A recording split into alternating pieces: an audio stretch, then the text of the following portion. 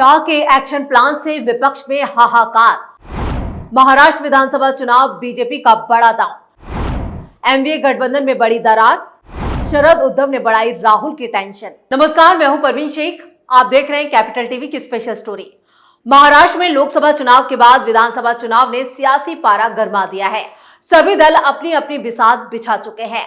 राजनीति के इस खेल में अभी से जोड़ तोड़ का खेल शुरू हो चुका है। इस बार राज्य में महायुति और एनडीए आमने सामने है। महाराष्ट्र की सत्ता तक पहुंचने के लिए शरद पवार ने दिल्ली के चक्कर लगाने शुरू कर दिए हैं। वहीं उद्धव ठाकरे भी दिल्ली में अपने दूत भेज रहे हैं, जिससे कांग्रेस खेमे की सांसें अभी से फूलने लगी हैं। वहीं चुनाव आयोग भी एक्शन में आ चुका है, यानी इस बार महाराष्ट्र का चुनावी रण काफी दिलचस्प होने वाला है। लेकिन इस बीच गृह मंत्री अमित शाह के एक्शन प्लान से विपक्षी खेमे की चिंता बढ़ गई है, यानी महाराष्ट्र में चुनाव से पहले बड़ा खेला होने वाला है। खबरों की माने तो शरद पवार और उद्धव बड़ा गेम कर सकते हैं। शाह की रणनीति से कांग्रेस खेमे में सबसे ज्यादा मारधाड़ मची है। राहुल गांधी, जिन्होंने हिंदुत्व को लेकर संसद में जो बयान दिया है, उससे महाराष्ट्र में कांग्रेस की मुश्किलें बढ़ गई हैं। तो वहीं उद्धव और शरद पवार भी राहुल के इस बयान से नाखुश नजर आ रहे हैं। एनडीए को हराने के लिए महाराष्ट्र में पुराने फार्मूले पर लौटी बीजेपी। लोकसभा चुनाव में करारी शिकस्त के बाद बीजेपी महाराष्ट्र में अपने पुराने फार्मूले पर लौट रही है।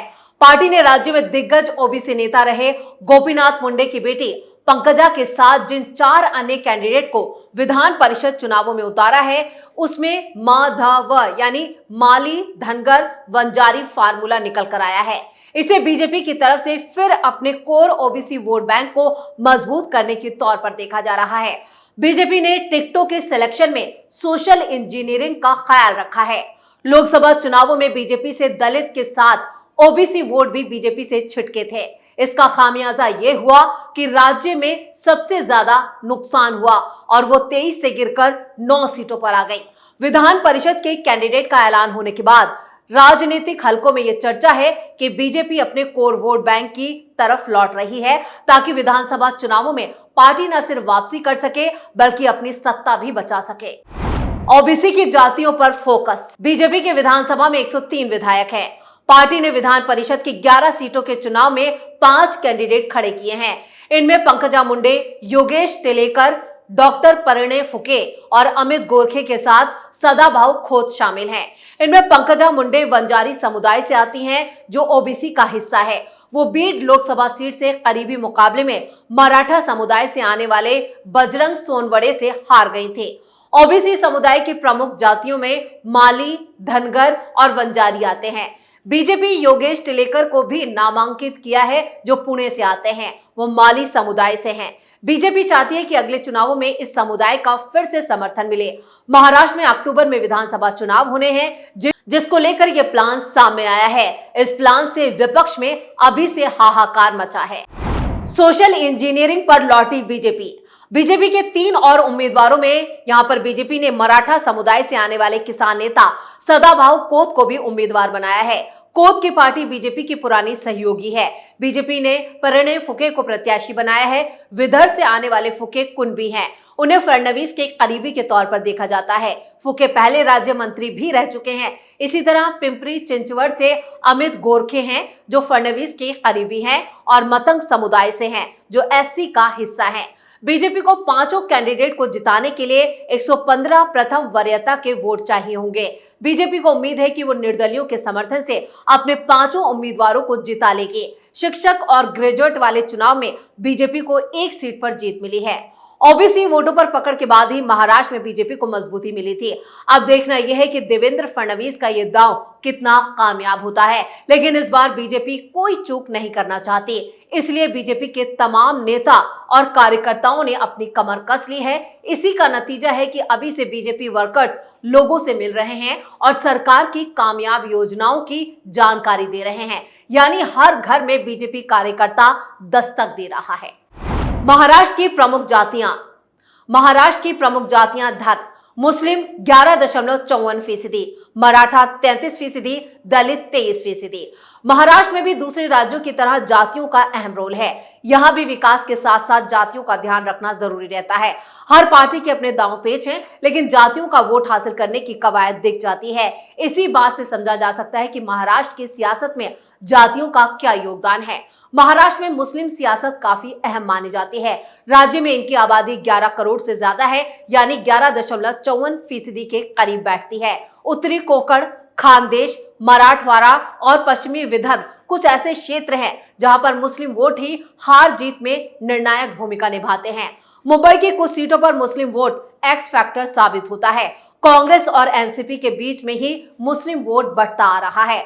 मराठा राजनीति तो महाराष्ट्र के डीएनए में मानी जाती है। सबसे ज्यादा सियासत भी इसी मराठा समुदाय के इर्द गिर्द होती दिख जाती है। राज्य में कुल 30 से 33% के करीब मराठा समुदाय के लोग हैं। मराठवाड़ा वाला क्षेत्र पूरी तरह से मराठाओं की सियासत पर निर्भर दिखता है। राज्य के जो कुल 20 सीएम रहे हैं, वहां भी 12 मराठा समुदाय से आते हैं। मौजूदा सीएम एकनाथ शिंदे भी मराठा समुदाय से आते हैं। जब एकनाथ शिंदे ने उद्धव से बगावत करके बीजेपी के साथ आए थे, तो बीजेपी नेतृत्व ने देवेंद्र फडणवीस को सीएम ना बनाकर एकनाथ शिंदे को मुख्यमंत्री बनाया। वहीं जब महाराष्ट्र में बीजेपी की सरकार थी, तो देवेंद्र फडणवीस सीएम थे, जो खुद एक ब्राह्मण हैं। उसके बाद बीजेपी ने मराठा वर्सेस मराठा की लड़ाई के मद्देनजर शिंदे पर दांव लगाया।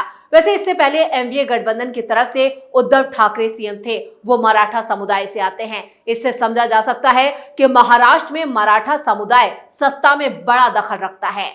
महाराष्ट्र में 10.5% दलित आबादी है। वहां भी विदर्भ में सबसे ज्यादा 23% इनकी संख्या बैठती है। राज्य की सियासत दलितों की आवाज उठाने वाली सबसे पहली party Republican party of India रही। इसी पार्टी के 50 से ज्यादा टुकड़े हो चुके हैं और सभी अलग अलग दलित समुदाय का प्रतिनिधित्व करते हैं। प्रकाश अंबेडकर से लेकर रामदास अठावले कुछ चर्चित नाम हैं।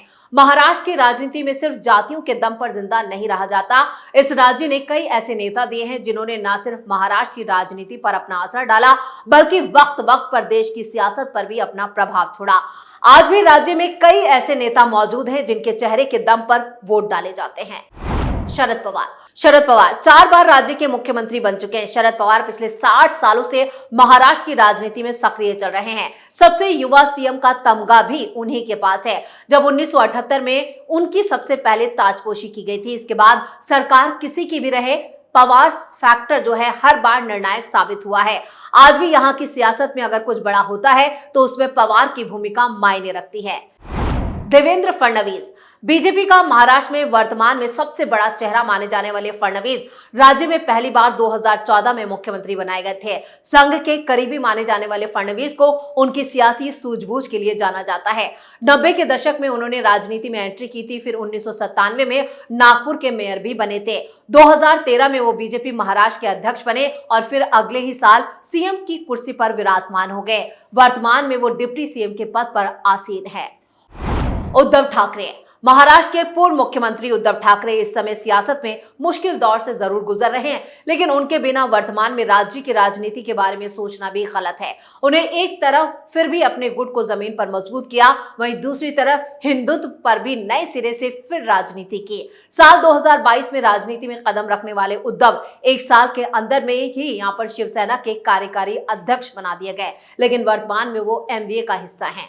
प्रकाश अंबेडकर किसानों, दलितों और ओबीसी की राजनीति करने वाले प्रकाश अंबेडकर भी महाराष्ट्र की राजनीति में चर्चा का विषय बने रहते हैं। बीबीएम का नेतृत्व करते हैं और कई आंदोलन में इन्होंने हिस्सा लिया है। वर्तमान में प्रकाश विपक्षी दलों यहाँ पर एनडीए के साथ गठबंधन में है। वो इंडी अलायंस का हिस्सा है। शिंदे और अजीत पवार पर नो प्रेशर। लोकसभा चुनाव में शिंदे की शिवसेना और अजीत गुट पर दबाव बनाने वाली बीजेपी का अब सहयोगी दलों पर प्रेम उमड़ रहा है।